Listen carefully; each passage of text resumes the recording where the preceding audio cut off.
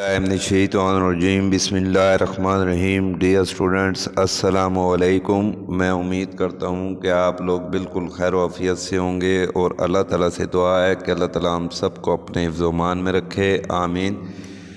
तो बेटे, जैसा कि हर लेक्चर में आपको बताया जाता है कि आपने अपना काम रेगुलरली करना है और आपने उसको स्कूल आकर लाजमन चेक करवाना है और आपने इसको साथ साथ याद भी करना है। तो बेटे, आज के इस लेक्चर के साथ मैं आपका सब्जेक्ट इंचार्ज दाऊद नज़ीर आपकी खिदमत में हाजिर हूँ। तो बेटे, आज का जो मेरा लेक्चर है लेक्चर नंबर 20। आपने अपनी नोटबुक पर ये डेट 9 जनवरी 2021 और ये डे लिखना है सैटरडे। तो बेटे, आज के हम इस लेक्चर में क्लास 8 की ज्योग्राफी को स्टडी करेंगे। तो आज का जो हमारा टॉपिक है वो है chapter number 5, major environmental problem, और इसके आज हम शॉर्ट क्वेश्चन करेंगे 1, 2 और 3। तो बेटे, आज हम इस चैप्टर की शुरुआत करेंगे। तो इस चैप्टर इसके क्वेश्चन ये देखें मैंने यहाँ लिखे हुए हैं। तो आपने ये डेट लिखनी है 9/01 और ये सैटरडे, ये आपने डे भी लिखना है, मार्कर का इस्तेमाल करना है जैसे ये मैंने लिखा हुआ है। और चैप्टर 5 चैप्टर का नाम भी लिखना है मेजर इन्वायरमेंटल प्रॉब्लम, बड़े माहौलियाती मसाइल, उर्दू में भी नाम लिखेंगे।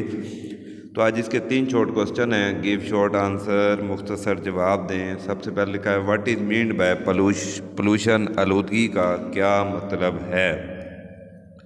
डिसप्रोपोर्शनेट, गैर मुतनासिब कहते हैं प्रेजेंस, मौजूदगी of any unwanted substance, unwanted वो चीज़ें जिनको हम ना चाहते हों।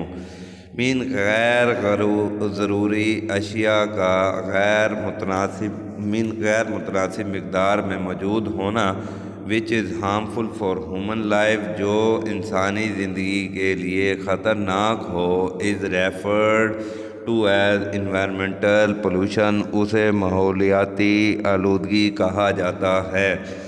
तो फिर बेटे, डिसप्रोपोर्शनेट गैर मुतनासिब, ठीक है, प्रेजेंस मीन एक ऐसी चीज़ जो अपनी मुनासिब मकदार में मौजूद ना हो, अपनी मकदार से जितना होने उससे ज़्यादा मौजूद हो और वो ख़ास तौर पर इंसानी सेहत के लिए नुकसानदेह भी हो, तो वो क्या कहलाती है, वो उसको हम माहौलियाती आलूदगी या पोल्यूशन आलूदगी भी कह सकते हैं। नेक्स्ट लिखा है what is the cause of green house effect, green house effect की वजह क्या है, की वजूहात, कॉज वजूहात। तो सबसे पहले देखें द अनकंट्रोल इंक्रीज, मीन काबू में ना आने वाली, increase in the amount of CO2, CO2 कहते हैं carbon dioxide, carbon dioxide gas का अनकंट्रोल इंक्रीज मीन अपनी हद से ज़्यादा उसके अंदर इजाफ़ा हो जाना माहौल के अंदर। मीथेन भी गैस होती है। क्लोरोफ्लोरोकार्बन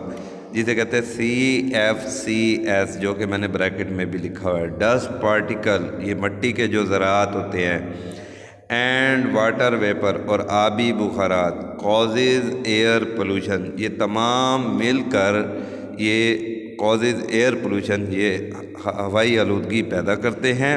हवा में जो आलूदगी पैदा होती है तो इन्हीं की वजह से पैदा होती है, और इनकी मकदार हद से ज़्यादा हो जाए तो देखें ये which ultimately promote the process of global warming, कहते हैं जो खुद ब खुद ही प्रोमोट कहते हैं मुंतकिल करना, the process of global warming, ये ग्लोबल वार्मिंग की वजह बन जाते हैं। And damage the protective ozone, और ये ओजोन लेयर को तबाह बर्बाद कर देते हैं।